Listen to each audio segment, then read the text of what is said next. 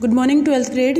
बेटा क्लास में हमने कविता की रचना प्रक्रिया ये वाला विषय पूरा कर लिया था। बस थोड़ा सा आप ये देख लीजिए एक बार, क्योंकि जो कविता के जो घटक थे उनमें हमने शब्दों के बारे में, शब्द बिंब के बारे में, दृश्य, छंद, इनके बारे में पढ़ा था। एक बार थोड़ा सा छंद के बारे में देख लीजिए ताकि आपको कविता की रचना प्रक्रिया जो है फिर वो आप अच्छे से कर सको। देखो क्या होते हैं छंद। हिंदी साहित्य के अनुसार अक्षरों की संख्या, मात्रा गणना, यति, गति से संबंधित किसी विषय पर जो रचना की जाती है उसको क्या कहा जाता है? छंद। क्या बोला? हिंदी साहित्य के अनुसार छंद की परिभाषा क्या है? अक्षरों की संख्या, मात्रा गणना, यति, गति, इनके बारे में पढ़ेंगे। सारे ये क्या हैं? छंद के अंग हैं। ठीक है, इनसे संबंधित ये सारा सब कुछ मिलके जब हम किसी विषय पर रचना करते हैं, इनको मिलाकर, तो उसको क्या कहते हैं? छंद। सीधे शब्दों में क्या कहोगे? अर्थात निश्चित चरण, लय, गति, वर्ण, मात्रा, यति, तुक, गण से नियोजित पद्य रचना को क्या कहा जाता है? छंद कहा जाता है। ठीक है, अब ये छंद के अंग हैं बेटा, मात्रा, यति, गति, तुक और गण। ठीक है, अब देखो इनको एक बार पढ़ लो। तुक क्या होते हैं? तुकबंदी करते हो ना, सेम राइमिंग्स वर्ड्स जो बोलते हो। समान उच्चारण वाले शब्दों के प्रयोग को तुक कहा जाता है। क्या बोला? कि जिन शब्दों का हम समान उच्चारण करते हैं, उन शब्दों का जब हम प्रयोग अपनी कविता रचना में करते हैं तो उसको क्या बोलेंगे? तुक। ठीक है, फिर सेकंड आता है मात्रा। अब मात्रा का क्या है? देखो, वर्ण के उच्चारण में जो समय लगता है उसे मात्रा कहते हैं। यानी जब आप वर्णों का उच्चारण करते हो और उनके बोलने में जो समय लगता है, ठीक है, उसको क्या कहेंगे? मात्रा। अब यहाँ पर दो तरह की हैं, लघु और गुरु। लघु में कौन सी मात्रा आएंगी? ऋस्व स्वर वाली, जिनके बोलने में कम समय लगता है। ठीक है, लघु यानी छोटी, ऋस्व जिन वर्णों के उच्चारण में कम समय लगता है, और गुरु यानी दीर्घ, बड़ा। ठीक है, जिन वर्णों के उच्चारण में ज़्यादा समय लगता है, 2 गुना समय लगता है ऋस्व से। ठीक है, तो लघु का अर्थ होता है ऋस्व और गुरु का अर्थ होता है दीर्घ। लेकिन हम यहाँ पर ऋस्व और दीर्घ शब्द का प्रयोग नहीं करते, कविता रचना में लघु और गुरु शब्द का प्रयोग करते हैं। ठीक है, उसके बाद आता है गण। मात्राओं और वर्णों की संख्या और कर्म की सुविधा के लिए, क्या बोला?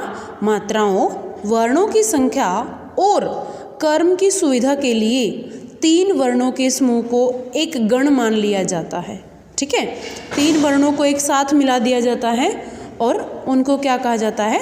गण।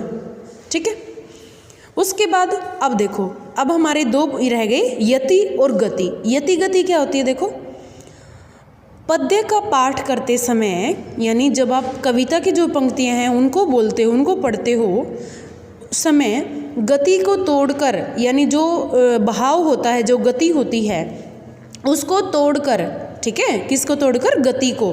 देखो गति ये रही, पद्य के पथ में जो बहाव होता है, यानी जिस फ्लो में आप बोलते हो, ठीक है, उसको क्या कहोगे? गति। पद्य के पथ में जो बहाव होता है, यानी जिस फ्लो से आप बोलते हो, जितनी स्पीड से, उसको क्या कहोगे? गति। और यति का अर्थ क्या होगा? कि जब आप पद्य का पाठ कर रहे हो तो उस समय गति को तोड़कर जो विश्राम दिया जाता है, यानी जहाँ पर आप रुकते हो, फ्लो में जब बोलते हो रुक जाते हो, तो उसको क्या कहोगे? यति। ठीक है, सरल शब्दों में क्या कहोगे? छंद का पाठ करते समय कुछ देर के लिए, मतलब जहाँ पर हमें कुछ देर रुकना पड़े, और उसको क्या कहोगे? यति। ठीक है, क्या बोला? कि छंद का पाठ करते समय हमें जहाँ पर कुछ देर के लिए रुकना पड़ता है उसको क्या कहते हैं? यति। और इसे विश्राम और विराम भी कहा जाता है। ठीक है, तो ये थी बेटा हमारी कविता की रचना प्रक्रिया। क्लास में हम पूरी डिटेल में कर चुके थे, बस थोड़ा सा छंद के बारे में बताना था। ये छंद की परिभाषा है और ये इसके अंग हैं, जो कि कविता रचना की, जब कविता रचना हम करते हैं तो हमें इनके बारे में पूरा ज्ञान होना चाहिए। ठीक है, आज हम एक नया विषय शुरू करते हैं, क्या है वो? कहानी की रचना प्रक्रिया। ठीक है, आप अपनी बुक से पढ़ के देखना इसको पूरी डिटेल में। कहानी क्या है? कहानी देखो, किसी घटना, पात्र या समस्या की क्रमबद्ध जानकारी जिसमें परिवेश हो, यानी जिसमें वातावरण हो, द्वंद्वात्मकता हो, कथा का क्रमिक विकास हो, चरम उत्कर्ष का बिंदु हो, उसे कहानी कहा जाता है। ठीक है, जहाँ पर द्वंद्व हो, ठीक है, द्वंद्वात्मकता हो, कथा का क्रमिक विकास, यानी जो आपकी कथा है, जो आपकी कहानी है, उसका क्रमिक विकास हो, यानी जो चीज़ पहले आनी चाहिए वो पहले ही आए, जो बाद में आनी चाहिए वो बाद में ही आए। ठीक है, चरम उत्कर्ष का बिंदु हो, ये सारे पॉइंट आएंगे आगे कि चरम उत्कर्ष क्या होता है। ठीक है, इसका बिंदु हो उसको क्या कहोगे? कहानी। ठीक है, क्या हो? जिसमें पात्र या समस्या, कोई भी घटना है, पात्र या समस्या की क्रमबद्ध जानकारी, वातावरण, द्वंद्वात्मकता, उसका क्रमिक विकास और चरम उत्कर्ष का बिंदु हो, उसको क्या कहोगे? कहानी। ठीक है, अब थोड़ा सा कहानी के इतिहास के बारे में पढ़ लेते हैं। देखो, कहानी का इतिहास, कहानी का इतिहास उतना ही पुराना है जितना मानव का इतिहास, क्योंकि कहानी मानव स्वभाव और प्रकृति का हिस्सा है। धीरे धीरे कहानी कहने की आदिम कला का विकास होने लगा। ठीक है, आदिम कला यानी बहुत पुराने समय की बात है। आरंभ में कथावाचक कहानी सुनाते थे। कहानी कथावाचक कौन होता है? जो कहानी सुनाता है। ठीक है, जो कहानी को कहता है, जिनका विषय किसी घटना का वर्णन, युद्ध, प्रेम और प्रतिशोध आदि हुआ करता था। ठीक है, क्या बोला कि भाई स्टार्टिंग में जो कथावाचक है वो कहानी सुनाते थे और जिनका विषय क्या होता था? किसी घटना का वर्णन करना, किसी युद्ध के बारे में बताना, प्रेम का वर्णन करना और प्रतिशोध यानी बदले की भावना, ठीक है, आदि हुआ करता था। सच्ची घटनाओं पर कहानी सुनाते सुनाते उनमें कल्पना का समावेश होने लगा, यानी ये बातें सच होती थी जो ये बताते थे। लेकिन आगे क्या बोला इसने? देखो, ये बात समझने वाली है।